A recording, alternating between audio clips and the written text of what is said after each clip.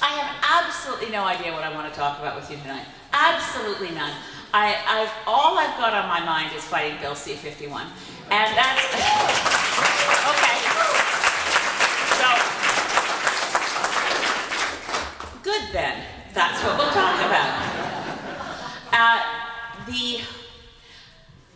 The horror of it is that Stephen Harper is trying to make Canadians very, very afraid. So afraid and and constantly referencing the notion that we're at war, constantly referencing, and when when C-51 was announced, it was January 30th. It was not announced it was announced initially at a campaign-style rally in Richmond Hill, Ontario, where Stephen Harper said that jihadist extremism is not a human right. It's an act of war. I mean, all in one sentence, that's what he said. It's like, how many hot points of fear did you manage to hit? War, extremism, jihadism, terrorism, and it's not a human right. Did anyone ever say it was a human right? Talk about absurd statements. But nevertheless, the idea that he seems to have embraced is that if you Canadians are scared out of their wits, we can be scared out of our rights. And that won't work.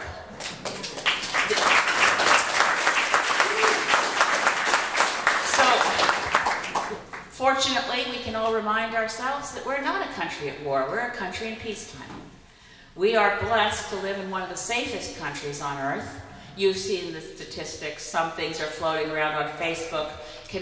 More Canadians are at risk of being killed by a moose than by a jihadi extremist. Now, it's true, the moose has no intent. That's true. It's hard to find moose and avoid their radicalization. But no, this is a remote threat. That doesn't mean we don't take it seriously.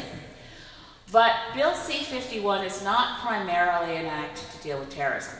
Bill C-51 is primarily an act to create a secret police, to take CSIS, which had been since 1984 when it was created, and some of us in this room are old enough to remember that it was created in order to deal with the situation that emerged when the RCMP decided that they could be a spy force and a police force and do really clever things to catch the FLQ, like burn down somebody's barn and then get caught. Right? So in the wake of that, and believe it or not, I find myself inexplicably about to quote Conrad Black. I can't stop myself. In the National Post 2 weeks ago on Saturday, he wrote that if anyone doesn't think that Canadian police and security forces are capable of doing things which were, quote unquote, unfathomably stupid, we can remember the burning down the barn incident, which led to the commission, which led to the creation of CSIS in 1984 as a standalone domestic spy agency. Domestic, within Canada, intelligence gathering only, not a police force. And the RCMP could then be the police force that gets the intelligence from CSIS, so on. So that's 1984. As we all know, laws around national security in Canada changed dramatically after 9/11. And Chrétien was Prime Minister, refreshing our memories. I don't know how many of you remember that debate about bringing anti-terrorism legislation into Canada. As at the time, I was Executive Director of Sierra Club of Canada. I asked to testify before that House of Commons committee. One of my friends on the committee is the NDP MP, Bill Blakey. And I said, Bill, can I get on that witness list? This thing looks really dangerous. This thing looks like it's going to ensnare environmental protesters. And he said, we're taking our time. Don't worry. You don't have to testify because your views have been shared by so many other people. The hearings went on for months, actually. And the government of the day relented. They were about to use really bad language, in which they would say, the bad language as in badly drafted language. They were about to say that this bill, which was going to really restrict and impede civil liberties in Canada by allowing things like preventative detention, arresting someone before they did anything, things like security certificates to hold somebody in jail who doesn't even know the charges against them.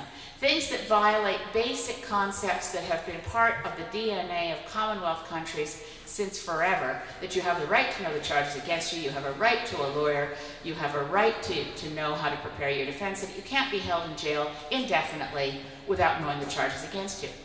The security certificates turned that on its head, but they said, don't worry, they said back in 2001, we'll take this carefully, we'll put a sunset clause on it, we're going to watch them very carefully. So we've had rules that allow, we've had this relinquishment of some of our civil liberties in aid of tracking so-called terrorists. But back in 2001, when I said to Bill Blakey, this is a worry, my worry was around this language that said, we will not have this law apply to lawful protest. And at the time I said, well, what about protest but where you find yourself in nonviolent civil disobedience? What about Rosa Parks sitting down in the whites-only section of the bus? That's an unlawful protest, but that's heroism, that's not terrorism. So you start looking at this and taking it apart. Back in 2001, the Justice Department lawyers actually advised the Justice Minister, yeah, actually, lawful protest as the terminology is going to mean that nonviolent civil disobedience could be caught up in this act. So back in 2001, they took out the word lawful. And they said it doesn't apply to protest, right?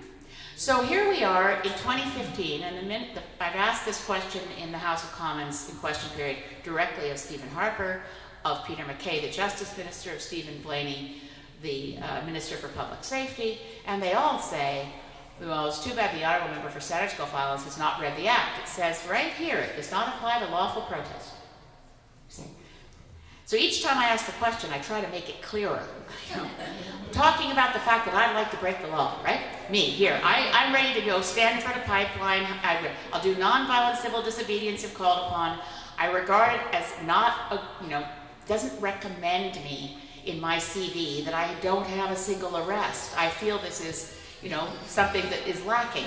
Given the crisis that we're on this planet, the evasion is hoping that the Canadian public won't figure out that every time I ask whether they intend to take up in their bizarre, loosely knit definition of threats to Canadian security, which are then used for information sharing throughout the Government of Canada, and they refuse to admit that they know that they've come up with a new definition of threats to the security of Canada that's so broad and so bizarre that it applies to almost anything.